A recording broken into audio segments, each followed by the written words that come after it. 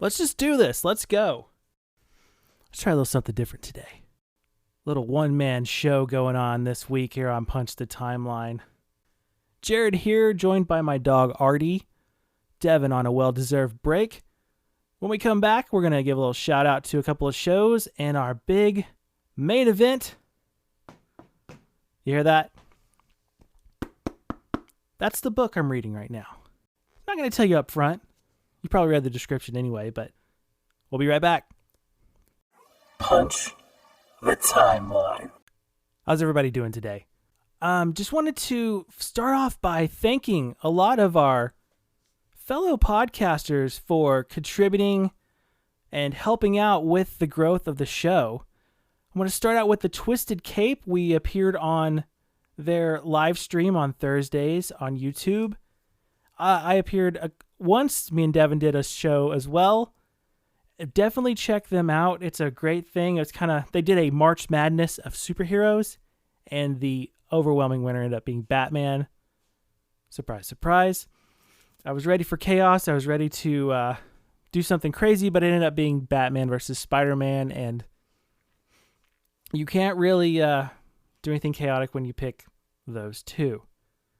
But Twisted Cape, checked out their podcast, the Twistcast, available everywhere.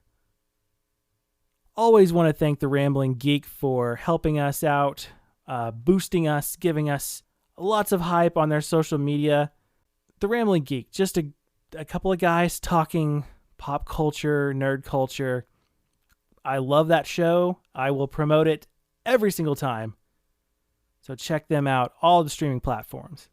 And a special shout out to Comic Book Couples Counseling, gave us a little review on Apple Podcast. If you'd like to do the same thing, that really helps the show out, helps with the algorithms and all that stuff. So this is some people's fear. Sitting alone in an empty room, staring at a microphone, waiting for content to pop in front of their head. Not me. I was trained for this. Many years ago, while everybody else was going to college, I went to radio school. Yes, there is a such thing as radio school. It was a trade school. It was in a shopping center, and it's not there anymore, but it's American Broadcasting School. I made it, there's a 9-month program, and I made it 7 months in, and then got a job offer and promptly disappeared. So this is the radio school dropout right here talking to you. I eventually went back and finished, but it's just cooler to say I'm a radio school dropout. So the funny thing about doing something solo is you've got to keep the energy up. You've got to keep the people engaged. And it can't just be like, hello, everyone. You've got to find that middle ground between, and this is my review of Superman and Batman Generations. And between that and I'm using my radio voice to tell you about a brand new comic.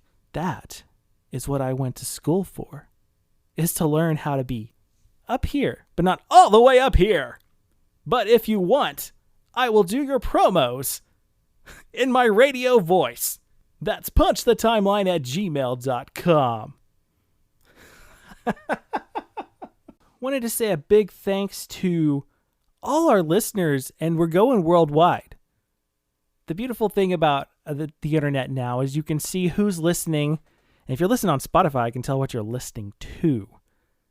But our top 4 countries as far as listens are as follows. The United States of America, number 1. Number 2, Australia, which is an update because usually our number 2 is Canada, who fell to the 3 spot. And number 4, New Zealand. Thank you all for listening, and it's really exciting just to know that this voice is going around the world. You're welcome, ladies and gentlemen. All right, we're going to take a break, pay some bills, air quote, like this pays. Pay some bills. We're going to pay some bills and spotlight another podcast, and when we come back, we'll get to our main event, our big story, right after this. Punch the Timeline will be right back after this. Today's podcast is presented by Podgo. Podgo is the easiest way for you to monetize your podcast, providing podcasters with a flat rate for ad space so you always know how much you get when you include your ad from Podgo.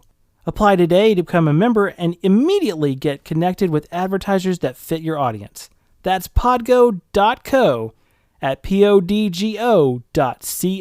And be sure to add our podcast in the How Did You Hear About Podco section of the application. Hey there, I'm Chris from the Geek Peak Podcast here with my two co-hosts, Trent. What up? And Brandon. Yo. Here at the Geek Peak, we strive to provide you the best content from all across the pop culture multiverse. Think of us as your content concierge, seeking out all the best movies, TV, games, and music to save your valuable time. We have a different adult beverage every week, and we like to keep things light and fresh, so come hang out with us. So check us out on all your favorite podcasting platforms. That's Geek Peak. Like a mountain! And check out our site at geekpeakpod.com. Before I get to the subject of our show, I just want you to appreciate the longevity of this creator. Let me pull up the notebook here. Let me read you this guy's resume. 3 years as an artist on X-Men, while at the same time doing 12 issues of Avengers. That's impressive. After that, 6 years as a writer and artist on Fantastic Four. Also creating and doing Alpha Flight for 2 years. Not bad. Jumps to DC, does Action Comics and Superman. This is writing and drawing for 2 years. And on top of that, a year into that, he starts to write a third Superman book. All the while doing 3 miniseries: World of Krypton, World of Metropolis, World of Smallville. So this guy is living in Superman for over 2 years. Eat, sleep, breathe, Superman. If you just left right then, if you called it good, that is a hell of a career. But he's not done. Pops back over to Marvel. Does West Coast Avengers for 16 issues. That White Vision that you're freaking out about, that was him. Co-created Scott Lang. Wrote and drew She-Hulk. Wrote and drew Namor. Wrote Iron Man. Now, if you stop there, that's a hell of a career. But he moved on, did many more things, including some creator-owned stuff. And if you haven't figured it out by now, the creator in question, I am a big fan of this man, John Byrne. John Byrne is synonymous with Superman in my mind. The Man of Steel miniseries, very special place in my heart. Today, I would like to speak to you about Superman and Batman Generations. I've never read this book before. It's always been a thing that I heard about, but I missed out on it. Every now and then, I jump on the internet and I look for copies. They are very hard to find. And then when DC Universe came out, the first thing I looked for was Superman Batman Generations. I guess they had a plan, because this year they released the Superman and Batman Generations Omnibus, containing the 3 stories. This thing is like a textbook. Listen to that. This is a thing of beauty for a John Byrne fan. Now, you asking yourself, why wouldn't this be a Superman or Batman fan's dream? This book, while great, is an acquired taste. Let me tell you a little bit about it.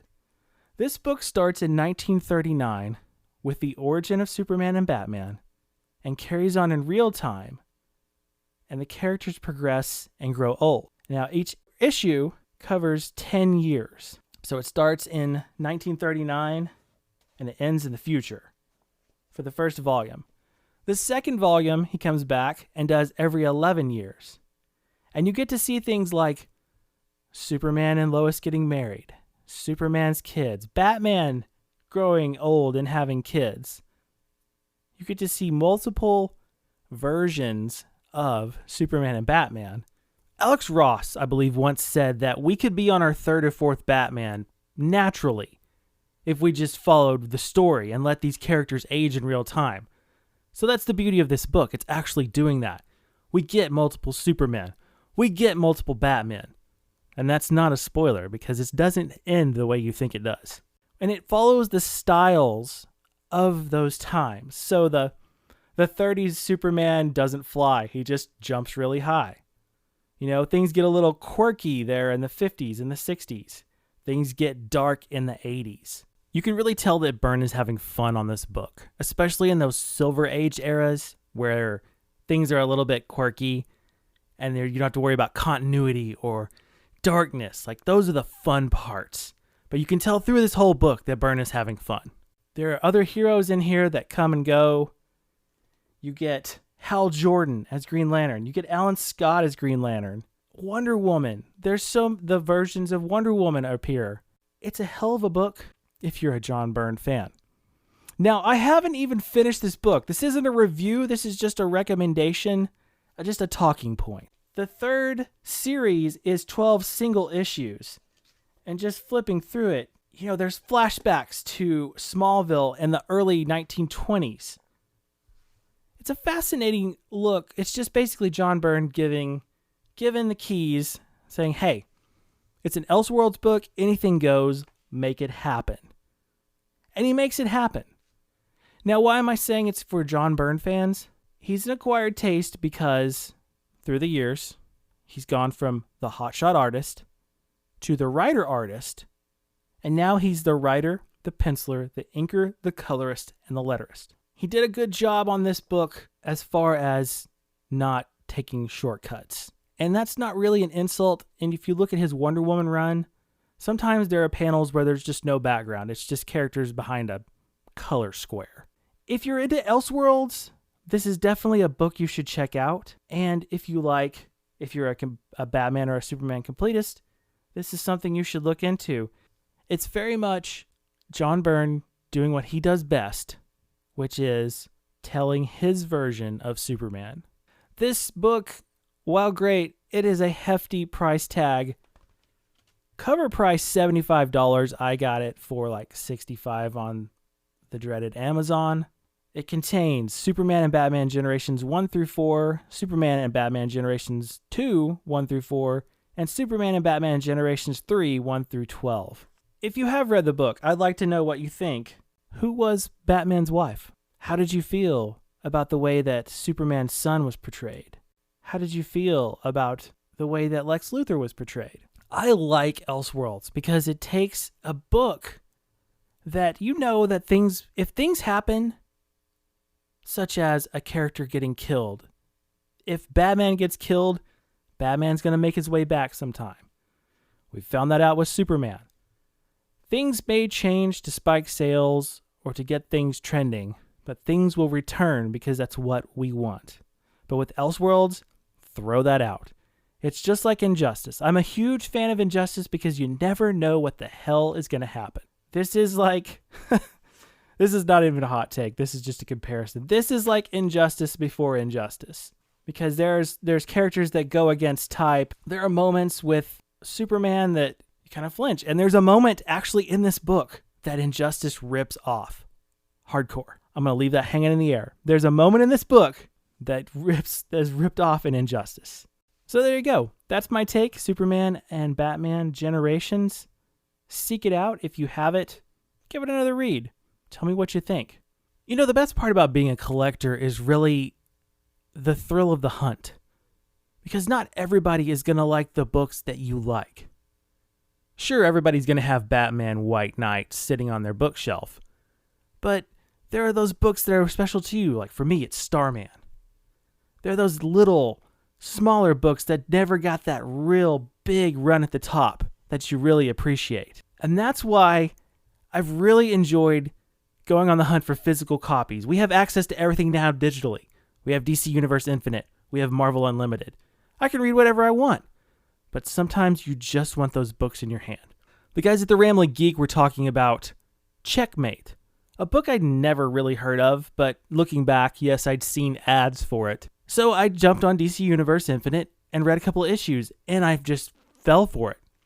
Like, this book is very cool. There's many layers to it, and if you want to check out their latest episode, they bounce back to that. So last night, I was looking on eBay and found a beautiful run of Checkmate for a great price, but in typical eBay fashion, got chopped at the knees 10 seconds before the auction ended.